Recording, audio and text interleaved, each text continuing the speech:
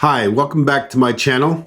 Today I'm going to be showing you how I designed the Ford Escort Cosworth, and along the way I'll chip in a few tidbits of information of how the inspiration came along and a few interesting parts of the design that are pretty unusual to say the least.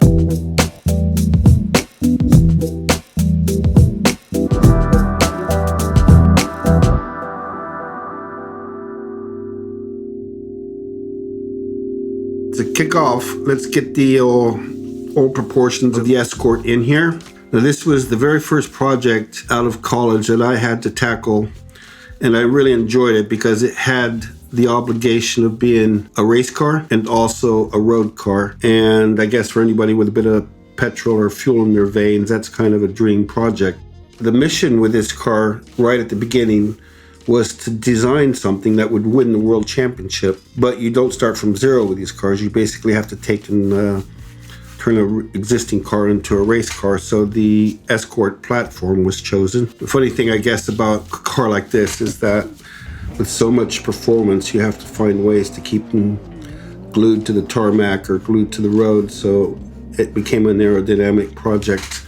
Now, if I get these shapes in, you'll start to see the Escort come alive a little bit. What I want to get into is the shape of the rear spoiler, because a lot of the dynamics of the car happen towards the rear.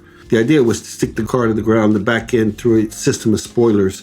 Now, this is where it gets interesting, because when I knew that we were going to have to put on some Mahusive spoilers in the back, the idea was to make the lower one pretty big, but it's not as effective, obviously, this one here, as if we added another one here on the back.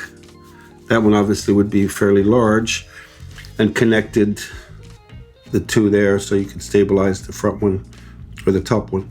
But since I just started, and designers that are fresh out of school have pretty interesting ideas most of the time that haven't been thought of generally by the professionals, I was incredibly inspired by the Fokker DR1. And the Fokker DR1 is known as the Red Baron, displaying the three-winger that was very successful in World War I. I thought, but what would happen if we actually put in a third spoiler in this area here? So we're turning the car into sort of a automotive version of the Fokker DR1.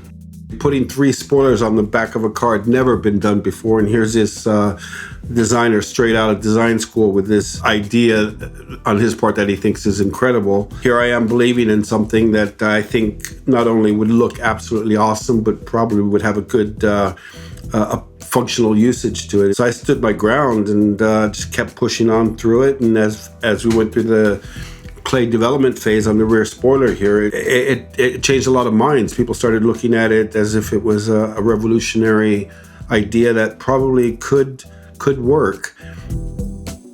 Approaching your designs and your ideas in a way that's probably considered radical is a good way to design. You can always tone your designs back or tone them down a little bit, but it's very hard later on in the game to stretch. You want to get the stretching done at the beginning, where you have that freedom to be creative and to be innovative. We took it in and we tested it, and the results were amazing in terms of how much downforce we were able to achieve with this very singular, innovative design on the back of the car. And then in that stage of development, you always have what's called a cost down meeting, where everybody comes in and tries to make the car a little bit cheaper to build and to manufacture, and that results in higher profits, which is what the ultimate objective of any car company is to generate profits.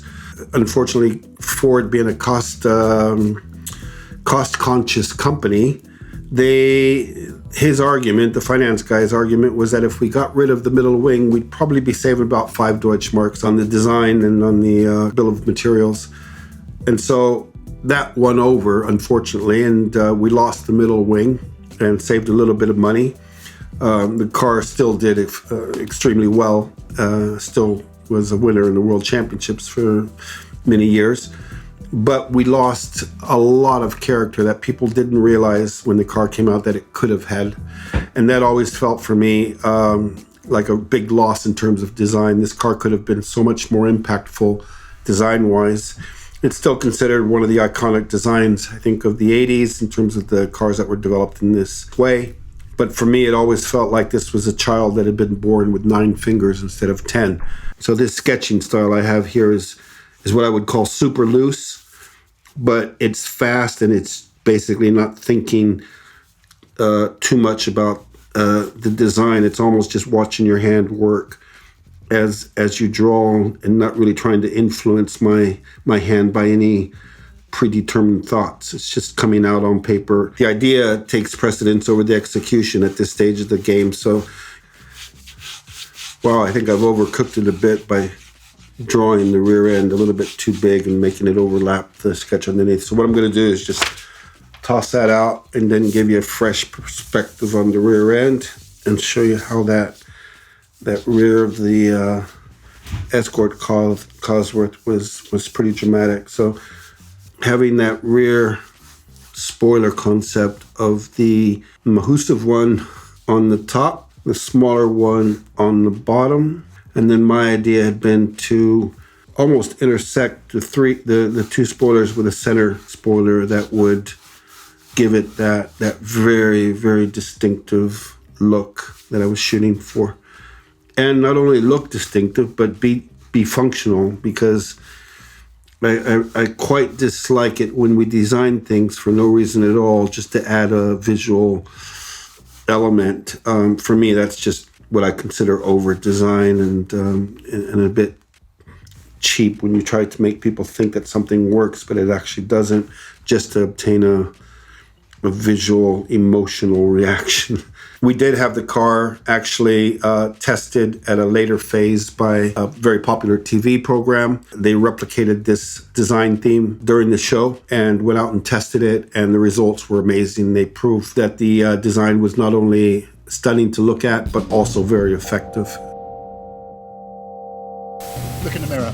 It's that, isn't it? It's the third wing. It sticks all that extra downforce, plants the rear wheels. The Cosworth was already a fantastic handling car. And now, thanks to that, we've proved the science, it really does work. This car, you can push it into any bend, knowing that you're going to get it out the other side with a gigantic smile on your face. So there you have it. That's how I designed the rear end of that Ford Escort Cosworth. So I think a good lesson learned was that even if it's your first gig, don't be afraid to push the boundaries, and also always realize that there are going to be certain compromises during the development process.